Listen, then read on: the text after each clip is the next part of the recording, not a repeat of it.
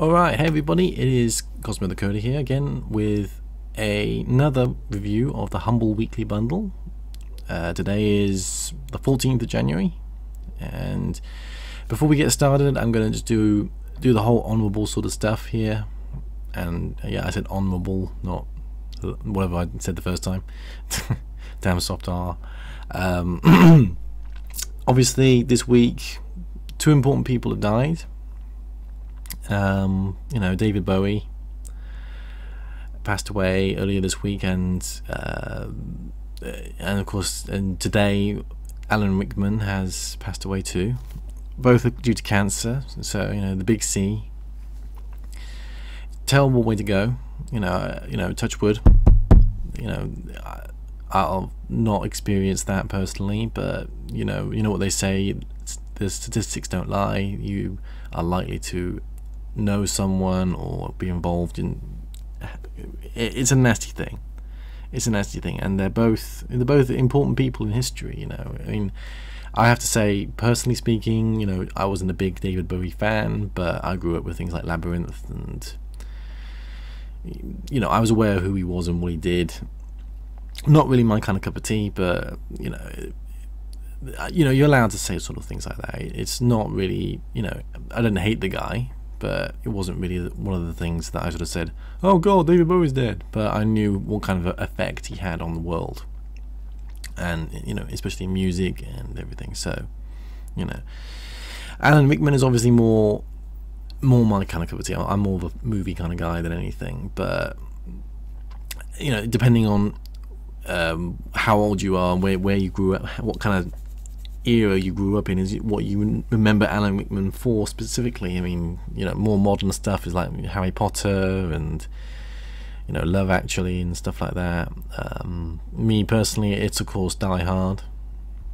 You know, Shoot the Glass always sticks in my mind. You know, he was the perfect bad guy for that kind of game.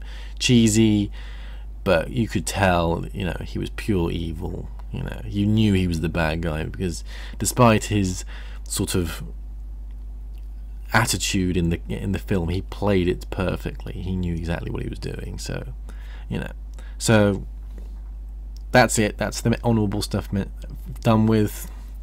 We're going to move on to tonight's bundle, and let me just change. I actually did set this up better, but now it's not actually working. Where is it? There we go. There we go. And I I'm on. Can't even speak. I am gracing the video with my presence. Hopefully, it won't make it too distracting to you, but we'll see how it goes. Okay. So this week, it's because I'm reading Humble Monthly at the top. This week is full motion video. Something that if you're too young to appreciate, to understand why it's quite a big cult thing, then understandable. But for me, you know, unfortunately, I'm in my 30s. I grew up with this kind of stuff. This is a big sort of wow thing for, you know, it takes me back to the 90s. The sort of and I'm going to warn you now, I'm going to go a bit nostalgic, okay? So I'm sorry if you're expecting me to sort of leap into the review and say, oh, this game. I'm going to go a bit nostalgic. I'm sorry. It has to be done, you know.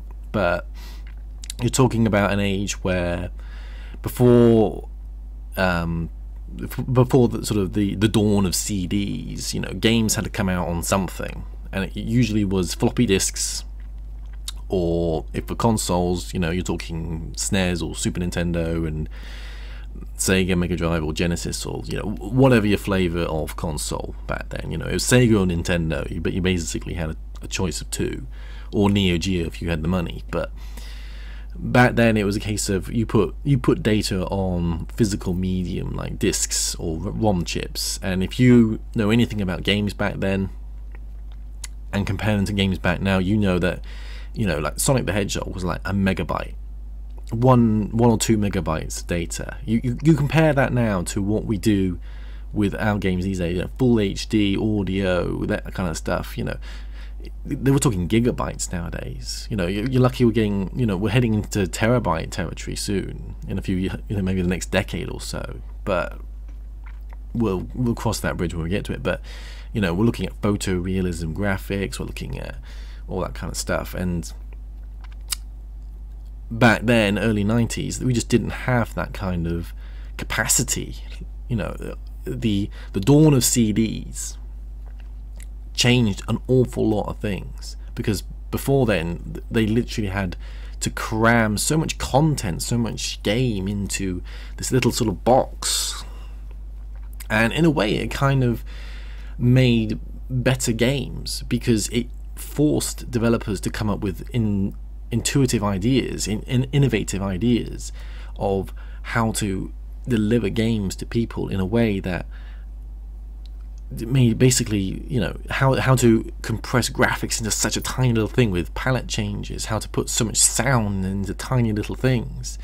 And it created such awesome technology, such awesome things. But now in the age where we can put anything we want on anything, you're talking digital audio, stuff like that, we don't worry about that anymore. But back then, you know, every CPU cycle counted, every little byte counted, and the amount of data that they crammed into these zeros and ones, that was, you know, that was a big deal back then.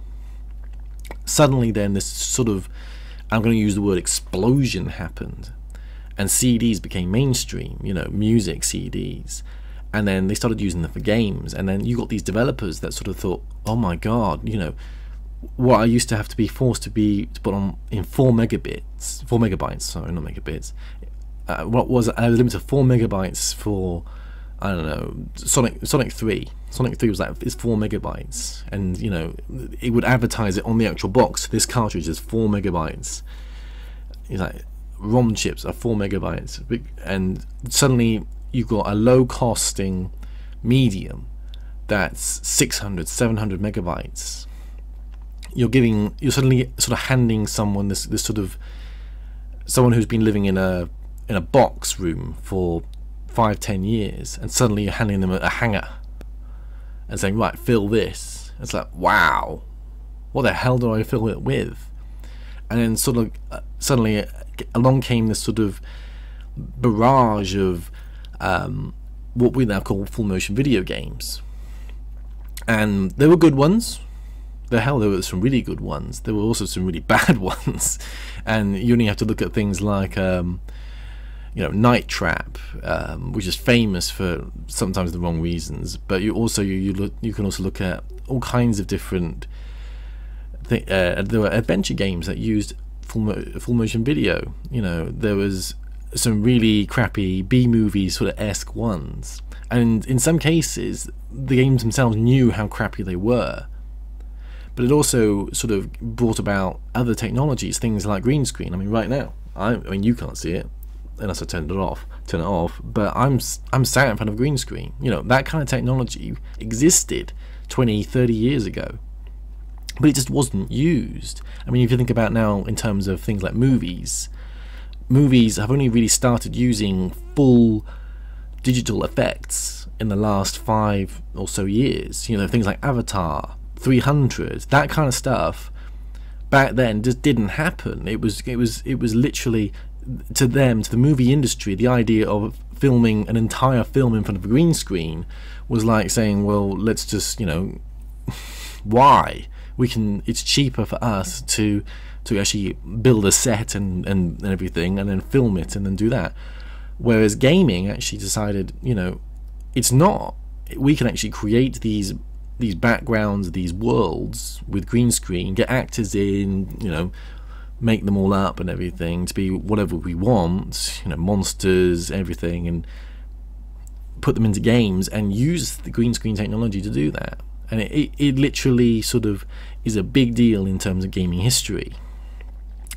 That said, like I said, there are some games that are absolutely horrendous. I'm not going to go into which ones, because we might actually cross some of these in these bundles, in this bundle here. But literally, you you have to see them to believe them, and hopefully if you have any idea of gaming history, you'll learn an awful lot about what kind of full motion video games there are out there and how ridiculous some of them really are. Anyway, enough nostalgia. I've been going on now for 10 minutes and I haven't even got to the review part of the bundle. Now let's go down here to get this on. So this one's actually pretty good. I actually quite like this bundle, and I've already actually bought it. So the fact that it's $5 to unlock get the whole lot instantaneously, for me that's a deal breaker, because literally, I'm gonna just say this: the first four packs, or whatever you want to call them, right here, are worth almost maybe 5, 6, maybe even 10 times that. You know, the $5. If you include Roundabout and her story, then again, you know, it's a good deal for $5. You know, even I would say, you know, be fair to yourself. Obviously, what money you've got, what money you're willing to spend on it. You know, you pick it. I'm not going to say you should spend more than $5. I'm not going to tell you what I've spent on it, because that's just none of your damn business. But but literally, you know, it's worth it alone. I mean, you'll see if you actually go back and go look at the games in Steam, because these are obviously Steam keys you're getting. Go look at how much each game is worth money wise, and you'll see that what I'm talking about. You know, $5, you probably only just about get the first game here for $5. So literally, it's a good deal. I would say it's a good deal for money. Whether it's content, that's going to come down to you. Now, I'll basically tell you that I haven't played it. I've played one of these games slightly. I've played 7th Guest, and I think I've played 11th Hour, but I can't remember, because I played it before it came out in the early 90s. Briefly. I say briefly because I was a bit too young back then. I was about 12, and that kind of stuff just freaked me out. You know, I was a kid. I just see all this stuff come along, it was just weird. But I'll get to that in a minute. So first and foremost, we've got a game called Missing, which is an interactive thriller. It's a more modern game. It's kind of, from what I can understand from the trailer and the description, it's kind of a Saw-esque game where you play as two people. I'll actually click on it for you. There you go. It's literally a sort of game where you play one guy who's been kidnapped, and he's in sort of a load of a trap room sort of situation to help. And the idea is you have to solve puzzles to progress through the story, to do things. And you also apparently plays a detective. Now, the only thing that it does say, which I will highlight as well, is that it's just one episode. It's episode 1 of potentially many. It does warn you that you're only getting one episode. Now, that might turn you off and say, hang on, what am I getting here? Am I getting part of the story? Am I getting a whole section of a story? Is there going to be multiple people? Obviously, you don't get that in the description.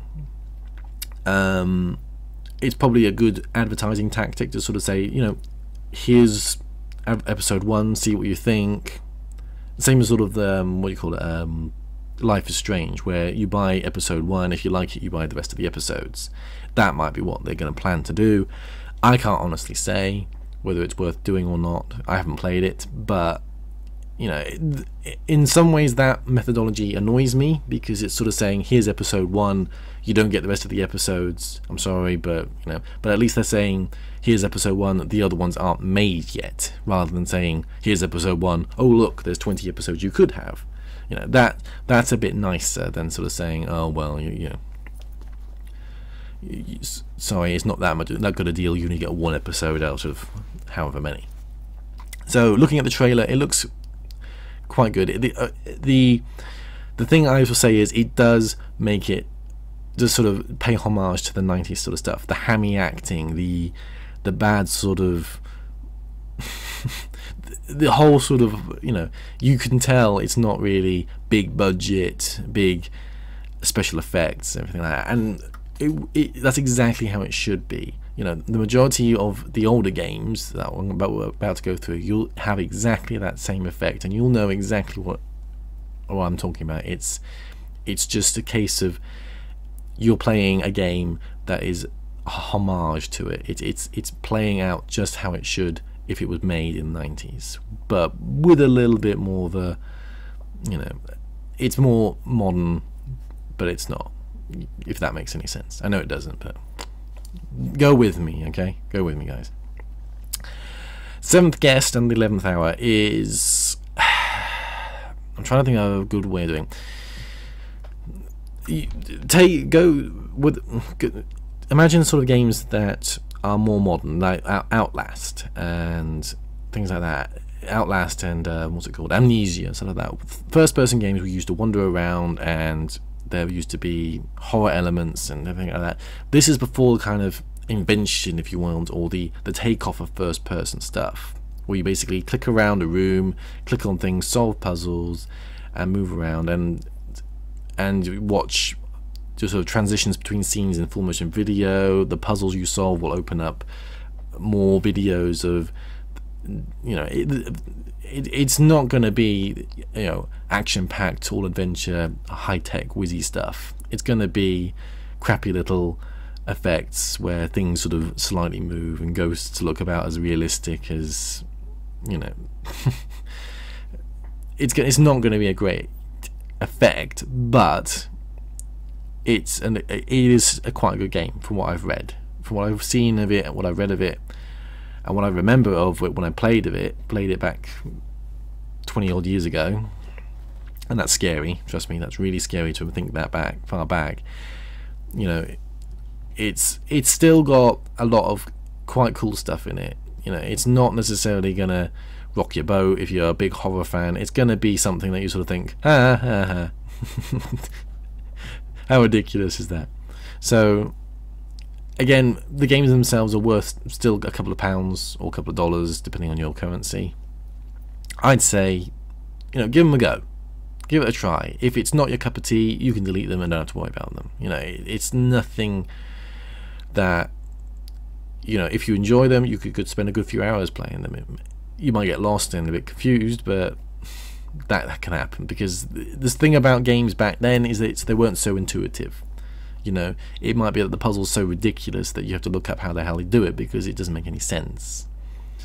And, you know, take it from me who's grown up with this kind of stuff, is that a lot of games did not make a lot of sense sometimes. You sort of sat there thinking, well, what am I supposed to do? And you spend hours trying this with that and this with that, and then all of a sudden it falls into place and you think, well, how the hell was I supposed to know how to do that? How the hell was I supposed to know how to do that? You know, I'm not going to start making examples, otherwise I'm going to fall into nostalgia again. And we're only on game 2 of 6. Tex Murphy. All right, Tex Murphy is a bit. Tex Murphy is literally probably a very great example of a bad good game. A good bad game, or whatever you call it, in the sense that it's a full motion video game where you play, as you may be able to see by the text, I'll read it anyway. It's set in the future. Your name is Tex Murphy, you're a private investigator, and you're hired to basically investigate crimes. It's extremely badly acted. And in a way, it knows it. It absolutely knows it. You know, they didn't go all out on the budget here. They didn't go all out and say, right, let's hire the best actors, let's do the best makeup. They literally, you feel it's flying by the seat of your pants, and it basically ends up solving cases in a variety of ways. It's quite a cool kind of game. I think I've played 1 or 2 of them just for the hell of it. I don't actually own this on Steam. I actually own them on now. I used to call it Good Old Games, but I know it's now changed to GOG or whatever. But I actually do own this and have played 1 or 2 of them. From what I understand, and I'll say this to about the 7th guest and the 11th hour. They're either DOS games, and they have DOS box in systems set up on Steam, and they should, as far as I understand, work perfectly well. The reason I mention this is that thanks to a few of you guys from the last week's video, you mentioned how some of the older games in the Tom Clancy stuff didn't work very well and had issues with Windows 10. From what I understand, this is not the same issue. They don't have the same issue. If they do, by all means let me know, and we'll try and see what we can find out about. But from what I understand, the support for these games is fairly good, and it should work. Okay, should in terms of PC games that are more than 5 years old, working on a different operating system than the ones they were designed to. But now this one's actually a complete pack. This pack doesn't actually exist, as far as I can tell, on Steam. You basically get them separate, which again is quite a good deal in terms of money. Whether or not it's quite a good deal in terms of content is something that I'm afraid I'm gonna have to leave to you. I can't really say whether you will or won't enjoy it, because it's kind of one of those things that you have to be certain about. You have to sort of start and play and then see how you feel. It's not going to be something that you sort of say, yeah, I enjoy it, yeah, I don't. Yeah, it's going to be something like that. You've got to sort of buy it, try it, see what you think. Okay, that's the best thing I can come up with, is that you'll see if you like it instantaneously. Now, moving a bit forward with that is another Tex Murphy One. Now, from what I understand, this was actually a Kickstarter. That the Tex Murphy games were such a cult classic that 16 years later, the final game actually leaves fans on a cliffhanger.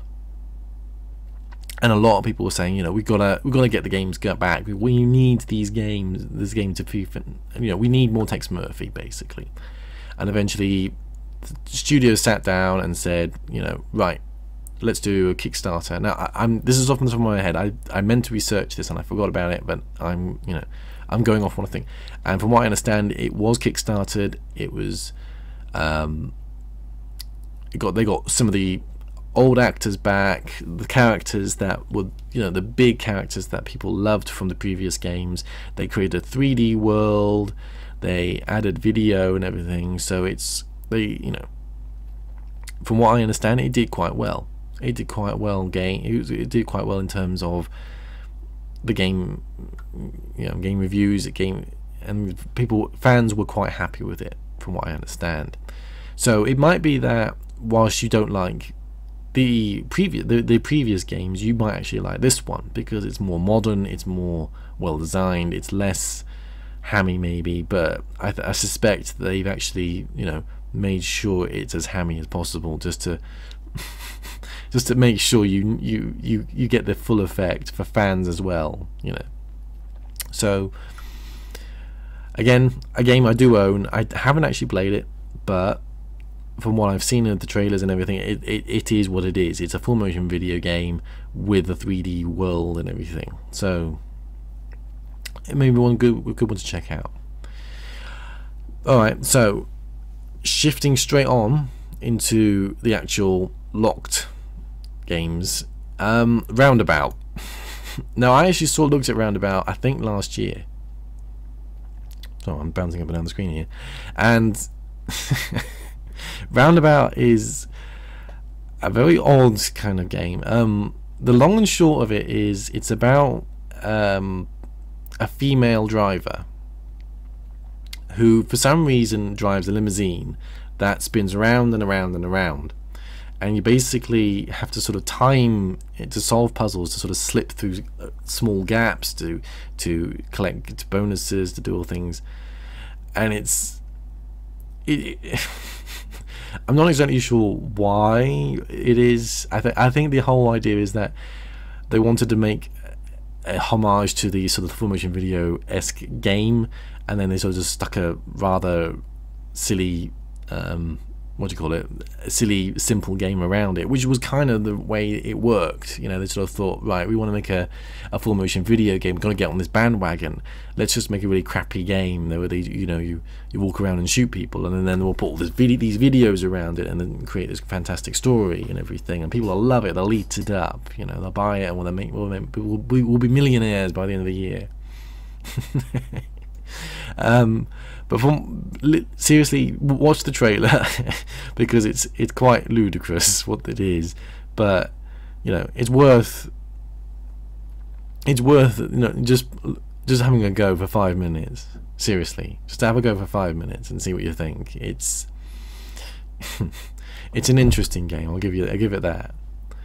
Her Story. Now, Her Story I heard of last year, especially as it was nominated, and as you might be able to see, it says it's nominated for 8 Golden Joysticks. It was winner of the 2015 Indiecade Grand Jury Award, included on Edge magazine's 100 Greatest Video Games. It's been quite critically acclaimed, and it's another mystery kind of game, similar to most of these games.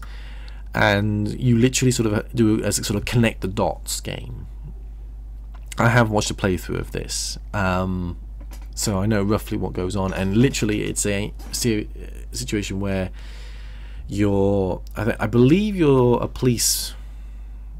Yeah, Her Story sits you in front of a computer, a very old computer, and you watch interviews from where a British woman is interviewed about her missing husband, and you've got to sort of explore database and sort of find clues and come up with ways of piecing her story together. So it's sort of a mystery-esque game again, but in the way that it's sorry, my throat's getting dry because of all this talking. It's a way of sort of connecting dots. It's a way of sort of getting people to listen and pay attention to different cues, different things she says, and making a sort of, you know, being a sort of, I don't know, detective, I guess, sort of figuring out how things work, how things are put together. Excuse me. And then that kind of game basically is the kind of premise of the game, is that you're trying to sort of piece a load of pieces together to finally get the full picture of what actually happened and what she actually did. I'm not going to say much more, because if I do, A, I'll probably say the stuff I've already just said, and B, I might give away parts of the plot or anything else, because quite frankly it's a very interesting kind of game to play. I would recommend it, definitely, certainly for the price that it is on this bundle. So by all means, you know, try it out and see it, and if anything spend the $5, get Her Story, see if you like it, and then at least if you do, you've got a few other games that are similar to it. Granted, they're going to be aged. Certainly these two up here, you know, The Seventh Guest and 11th Hour and Tex Murphy, are definitely going to be aged games that you may or may not like the interface for.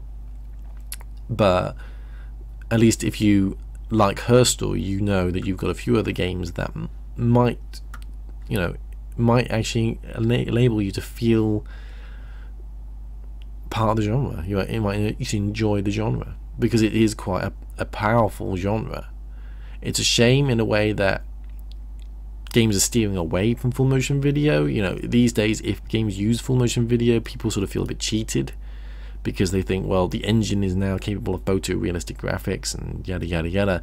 Why would you need to film it, or why would you need to put a video in it to do it, when you couldn't just put it in, you know, in the engine? It would look better in the engine than actually filmed, because you get grainy effects and yada yada yada.